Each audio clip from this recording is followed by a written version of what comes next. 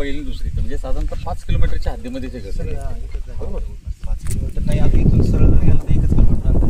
1 kilometre ना मग असं सरळ गेलं तर मग एवढ्या अंतरामध्ये ते घेतलेलं. आता याच्यामध्ये एकच आहे, आम्ही जे काही आता वनखात्याच्या सहकार्याने काम करणार त्या कामामध्ये फक्त एकच करा. आता आम्हाला फक्त लोकेशन टाकून ठेवा आणि शक्यतो गावातली गर्दी जास्त जमणार नाही आपल्याकडून, लक्षात घ्या.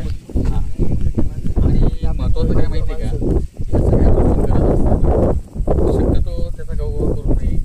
त्यानंतर सारखं तिथं वाघ आला तिथं वाघ आला हे जे काही लोक सांगतात आणि प्रत्यक्षात आपल्याला त्याला ट्रॅप करायला पकडायला सगळा विचार करून करावा लागणार आहे. असं नाही की गेलं आणि पकडलं आलं हातामध्ये, अरे उरे असं काम नाही. असं नाही आहे ते. तर या गोष्टीसाठी तुमच्या सगळ्या लोकांना सांगून ठेवा की ही टीम ज्यावेळेला इथं फिरेल त्यावेळेला कुठली गडबड नको, गोंधळ नको आणि शांतता राखावी लोकांनी फक्त. बाकी ह्याच्या मागचा उद्देश काहीच नाही. आपण साधारणतः 3 दिवसामध्ये हे सगळं ऑपरेशन सक्सेस करण्याचा प्रयत्न करू. ओके.